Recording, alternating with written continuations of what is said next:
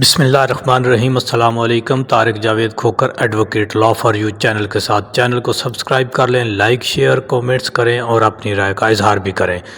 تو ابھی بات کر لیتے ہیں کہ جی آج کا دن جو ہے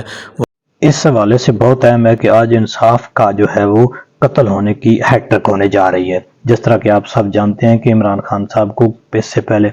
دو مختلف مقدمات میں سزا دی جا چکی ہے، اور آج بروز ہفتہ اس بات کا قوی امکان ہے کہ آج ان کو ایک تیسرے مقدمے میں بھی سزا دے دی جائے۔ جیسا کہ آپ جانتے ہیں کہ اس سے پہلے سائفر کیس میں ایک غیر آئینی غیر قانونی طریقے سے سزا دی گئی، 10 سال کی سزا سنائی گئی، اور جتنے بھی گواہان تھے، اور گواہان سارے سرکاری گواہان تھے۔ پھر اس میں یہ ہوتا ہے کہ جب سرکاری گواہان یا پراسیکیوشن کے گواہان یا جنہوں نے مقدمہ دائر کیا ہوتا ہے، درج کیا ہوتا ہے، FIR کرائی ہوتی ہے، ان کے گواہان، میں سادہ سی زبان میں سمجھانے جا رہا ہوں کہ ان کے گواہان کا سلسلہ ختم ہو جاتا ہے، وہ اپنی شہادت جو ہے وہ مکمل کر چکے ہوتے ہیں۔ تو پھر جو ملزم پارٹی ہوتی ہے وہ اپنی گواہی ان سے پوچھا جاتا ہے، جج صاحبان ان سے بیان لیتے ہیں کہ آپ اپنے ڈیفنس میں کچھ پیش کرنا چاہیں گے یا نہیں۔ تو وہ کیا کرتا ہے کہ وہ اپنے جو ڈیفنس ہے اس میں اپنی گواہی، ڈاکومنٹری، جب زبانی جو بھی شہادتیں ایویڈنس اس کے پاس ہوتی ہیں وہ پیش کرنے کا کہتا ہے۔ تو اس کو پھر پیش کرنے کا آئین اور قانون کے تحت مکمل اختیار ہوتا ہے کہ وہ بھی اسی طرح جس طرح پراسیکیوشن نے اس کے اگینسٹ اپنی شہادت پیش کی ہے، اور اسی طرح وہ بھی اپنی شہادت پیش کرے۔ جب پراسیکیوشن کے یعنی جو بھی پرچہ جنہوں نے درج کرایا ہوتا ہے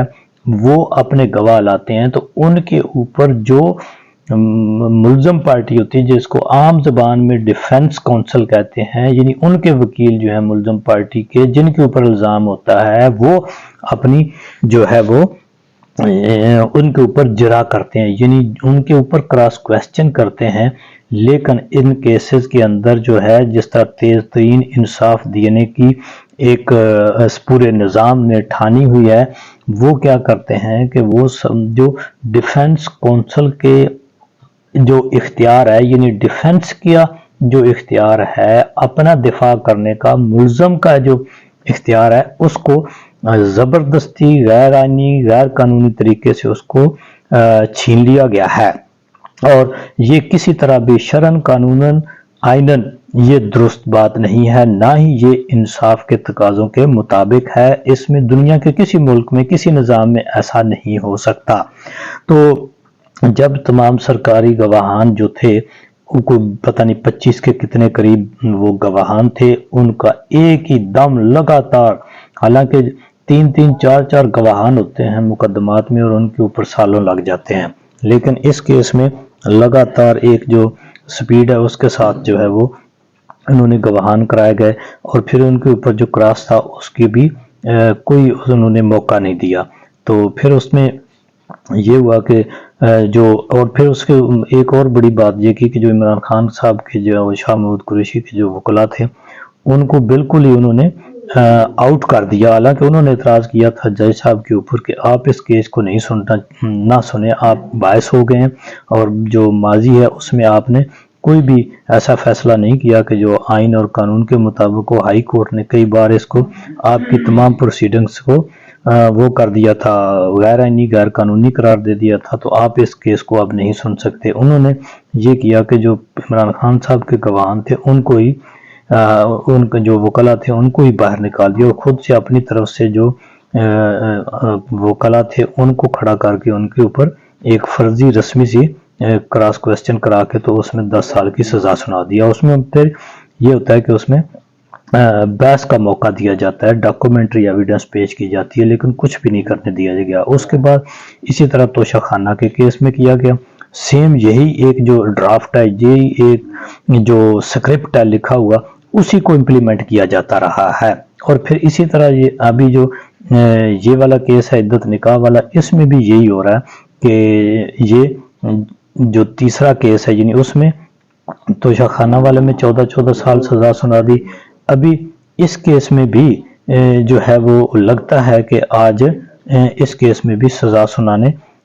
جا رہے ہیں۔ کیونکہ اس میں بھی وہی سکرپٹ استعمال کیا گیا ہے۔ بھئی آپ لوگ کوئی ایک جو سکرپٹ ہے وہ تو چینج کر لیں، جس طرح سے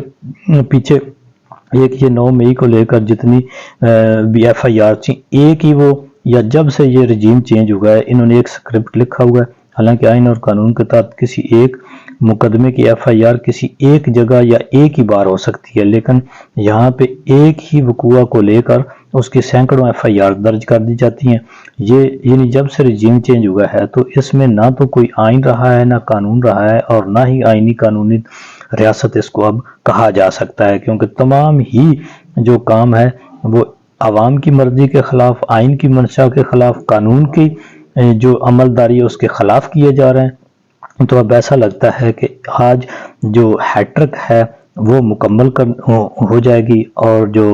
یعنی اس میں ایک تو یہ ہوگا کہ جتنا بھی نظام جیل کے اندر تھا وہ اس تو آزاد ہو جائے گا، یعنی انصاف قید ہو جائے گا، انصاف سزا یافتہ ہو جائے گا، انصاف کو سزا ہو جائے گی، اور جو نظام ہے، جو غیر آئینی غیر قانونی نظام ہے، یا جو جج صاحبان ہے، جسٹس صاحبان ہے، جو عملہ ہے، کم از کم اس کی جو رہائی ہے، خلاصی ہے، وہ ہو جائے گی، لیکن ان کے ضمیر جو ہیں وہ ہمیشہ قید ہو جائیں گے، ان کے ضمیر جو ہیں وہ ہمیشہ کے لیے مر چکے ہوں گے، انصاف ان کا مر چکا ہوگا، اور وہ بالکل اسی طرح سے جو ہے وہ آئندہ انصاف کا سامنا کرنے کے قابل نہیں رہ گئے۔ اور یہ ویسے بھی یہ 14 جماعتی اتحاد جو ہے بالخصوص حال شریف ان کا یہ ایک ٹریک ریکارڈ ہے، وہ مقصود چپڑاسی سے لے کر ارشد ملک جج صاحب سے لے کر یہ کسی کو استعمال کرتے ہیں، استعمال کرنے کے بعد پھر ان کا جو الٹیمیٹ جو نیکسٹ سٹیپ یہی ہوتا ہے کہ وہ ان کی یہ راستے سے ہٹا دیتے ہیں، یعنی کہا یہ جاتا ہے کہ جو اس کو ہارٹ اٹیک ہو گیا بس وہ چلا گیا۔ تو امید ہے کہ لگتا ایسے ہے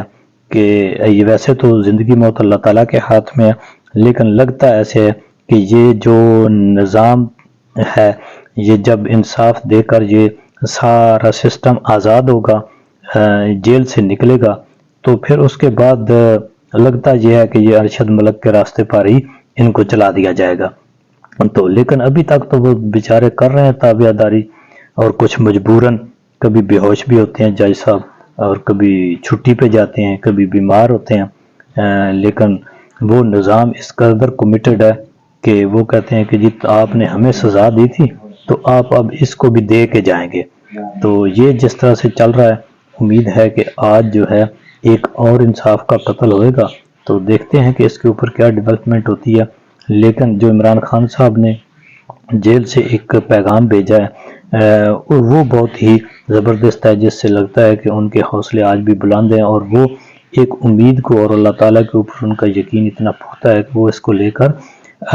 کبھی بھی وہ مایوس نہیں لگتے۔ حالانکہ جو وکلا تھے، جو وکلا کی ٹیم تھی، ان سب کے چہرے جو ہیں وہ بہت ہی پریشان تھے، اور وہ اس سارے نظام سے انائٹ لگ رہے تھے، لیکن انہوں نے بتایا کہ عمران خان صاحب، اب دیکھیں جی ایک ایسا شخص قید جس کو 2 مقدمات میں سزا ہو چکی ہے اور تیسرے میں ہونے جا رہی ہے، وہ دوسروں کو حوصلہ دے رہا ہوتا ہے کہ آپ ہمت نہ ہاریں، اللہ پہ یقین رکھیں، اور 8 فروری کو نکلیں اور ہر حال میں ووٹ کریں۔ اگر آپ ووٹ کرنے نکل آئے، اتنی تعداد میں 60% ٹرن آؤٹ ہو گیا، تو پھر اس نظام کو الٹیمیٹلی